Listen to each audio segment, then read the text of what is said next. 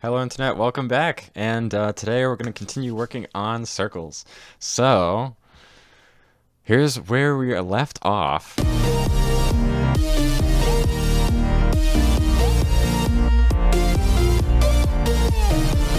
That lead is still so crunchy. Like, the saws are so harsh.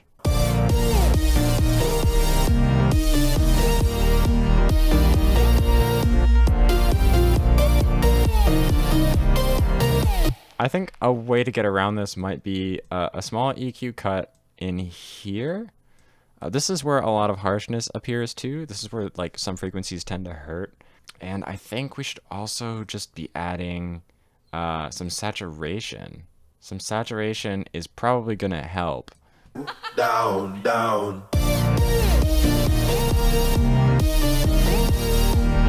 Wow, it actually is better, I think. Down, down.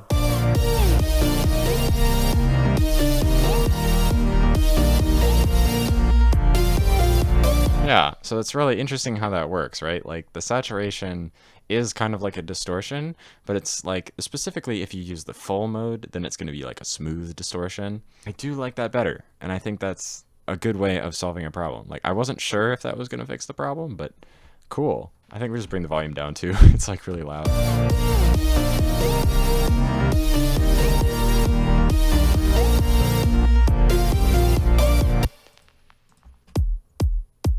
That kick.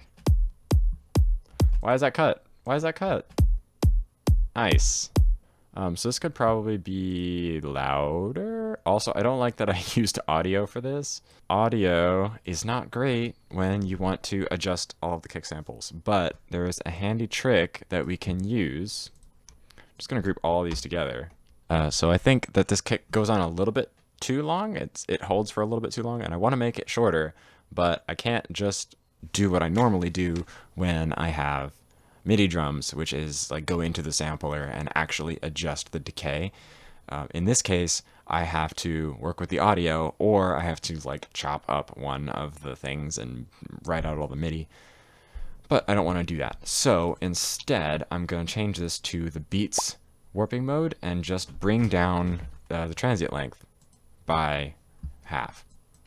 So this isn't going to sustain as long as it did before. I don't know. I don't know if that's really noticeable. Oh, I know why. You have to... Yeah. You have to set this arrow to move forward.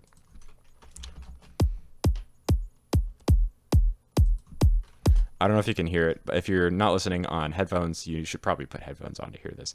But there's like a low rumble that happens after the kick drum hit. And so all I'm doing is just taming that low rumble by reducing the length of each one of these hits. So Ableton is recognizing each one of these kick drum hits as a transient, or a beat in this case. So in the beats warping mode, you can preserve the transients, but tell it to keep moving forward into the silence and shorten them from 100% to 70%. So that's how that works. Right? And this kick is like way too quiet. Let's get rid of volume automation. Never do volume automation on the fader. The fader is reserved for master volume. If you need to do volume automation, you should drag in a utility and use the knob on the utility instead, like this. This is the gain knob. You should use that for volume automation. That way you have your fader free to adjust master volume. Let's make this kick drum a little bit louder so it actually fits in here. Down, down.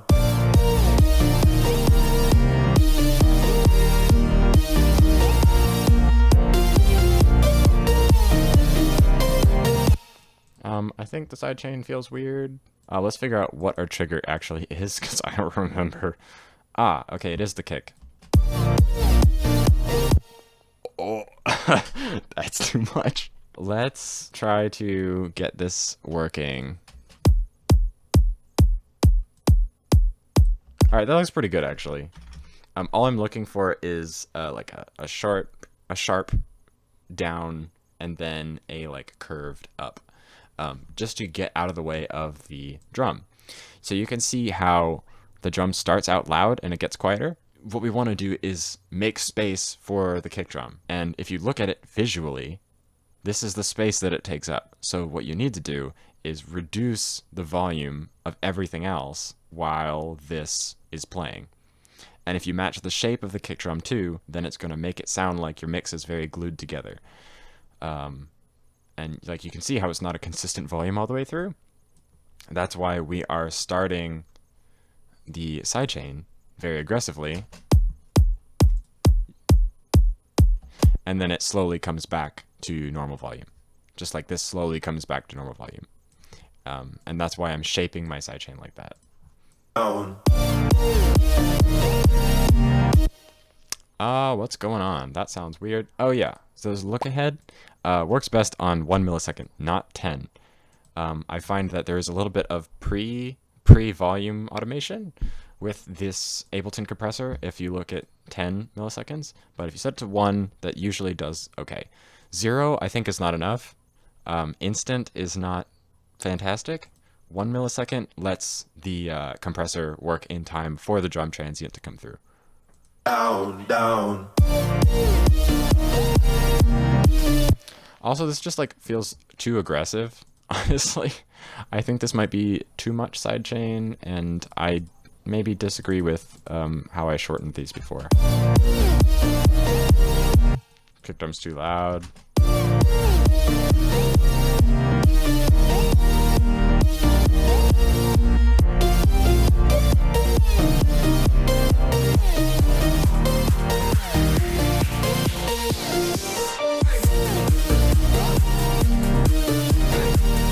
If we wanted to like make this more exciting, we could push the ratio on the sidechain.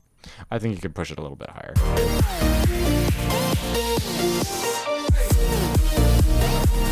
Also, I think if we're going to do that, we need more bass. We need something to help sustain this. So also, I can see there's like samples missing. If you're wondering what that hissing sound is, I bet it's on this crash cymbal, where I'm freezing the reverb. Let's look for some samples, because I think we're missing some. Let's go look for those. Nice. All right, so we filled in some of those. Let's put this back on and freeze this track so that we don't have to listen to that ringing anymore. But all that freeze is doing on the reverb is just sustaining the tail of the reverb to make this crash sound like it's going on for a lot longer than it actually is. Yeah, so you can see now that it's holding this sustain for a very long time until I want to let it go. And so that just helps add some white noise to the track and make a sample that was very short sound a lot longer than it actually was. Hey, we got a clap. We got a clap. When I was a beginning producer, I used a lot of reverb. I moved the dry wet to like 50-60%, and I'm using more like 10-20% and a longer decay time. And we can actually just get rid of that. Yeah. Instantly better, I think. Cool.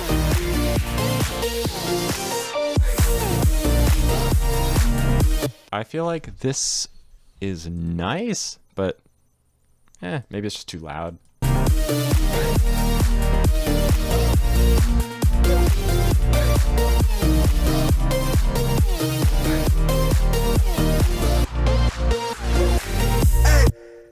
All right, so this song is really coming along. I'm really happy with how it's turning out. I think the one thing I thought we needed more of was some bass. I'm just going to adjust this. Like we did before in the other video, I want to reduce the range that this bass is actually moving because it's going to be more powerful in this range. I can actually show you, like if we try to play this too high, and the low pass is doing work here.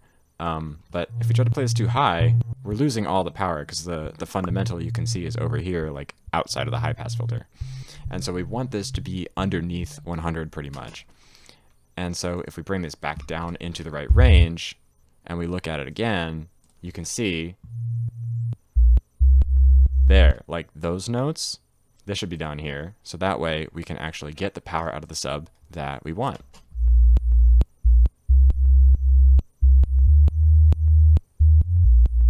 Right, this range right here that I'm highlighting is a great range for sub basses.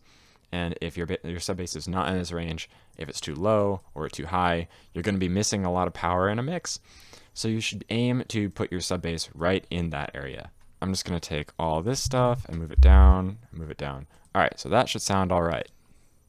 Down.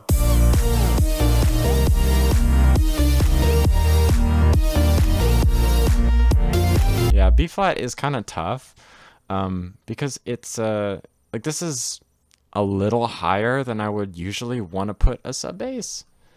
Like we could try to move this down. Usually you can get away with D1 to A1. That's your usual preferred range, but this is a little tricky because the key of the song doesn't really allow us to do it that well. So what I'm going to try to do is take the stuff that is going to fit in our range and just move it down. Let's just see how that sounds.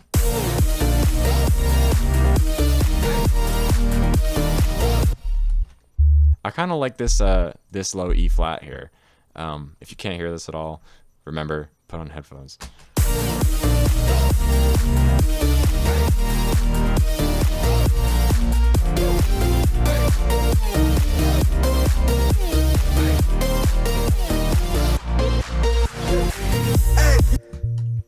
I kind of like that better. So let's go with this.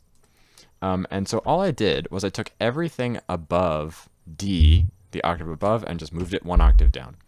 So now it's exactly the same notes, but now it's in a more favorable range for a sub bass. And like I was saying before, this just adds to the power that your sub bass actually gets on big speakers. Ooh, what is this? I like this, but this should not be, that's probably why it feels like it's lacking power. All right, so a lot of times I use an EQ to make a song feel like it's building up to something or filter out a bunch of stuff. But it's really important to make sure that the filter is actually doing what you want it to when you want it to. And if you are cutting off important frequencies, that's just going to make your music sound like it's lower quality, especially if you're cutting off the high end. Because the way that compression works is that it cuts off some of the high end to make space for file size. Because a lot of people can't tell the difference with high end. Make sure that your filters are doing what you want them to when you want them to. Because if they're doing something weird, like what they were just doing, that's no bueno. And I really should be doing the effects and stuff before your master. So this is bad practice to have like a master here. I'm just going to get rid of these because we don't need them anymore. Okay, and let's throw a quick master on this, and we're going to be done. I'm just going to do this really fast. And hopefully we're going to get something that sounds all right. And what I'm doing when I'm looking at the width is I'm looking for it to hit this point and this point. These are the like 45 degrees, but I want it to like sit around 45 degrees maximum, and then and not go any further than that. Otherwise, we're going to mess up our mono mix. I could talk about that another time later, but if you try to take information that's only stereo, like completely out of phase with each other, and mix it into one mono track, you're actually going to get no sound at all. And so this meter on the right, with this really fun visual of the imager, is saying is that if you're at +1, then that means your correlation of being in phase is very high. And if it's at -1, that means your correlation of being in phase is very low, and it's probably means that you don't have very much focus in your mix, and you have a likelihood that things are going to cancel each other out when you play them in mono. So you want to avoid going below 0 and into the -1 range. But let's have a listen to what we got through the chorus.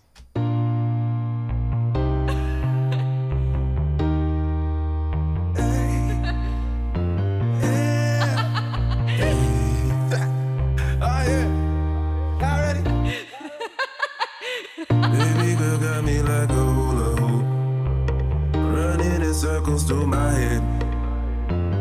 I know she feeling the same way I do. So why she play so hard to get? She got me going round and round like a hula hoop on merry-go-round. Round and round like a hula hoop on merry-go-round.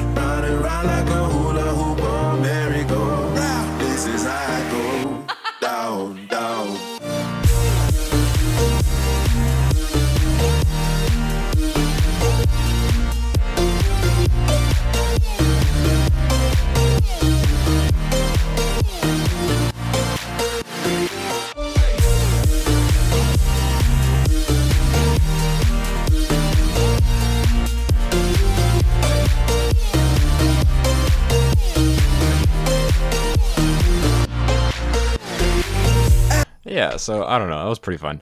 I hope you guys really enjoyed this one. And let's see if we can move on to something else. All right. Slowly working our way through these old projects. This is a lot of fun for me.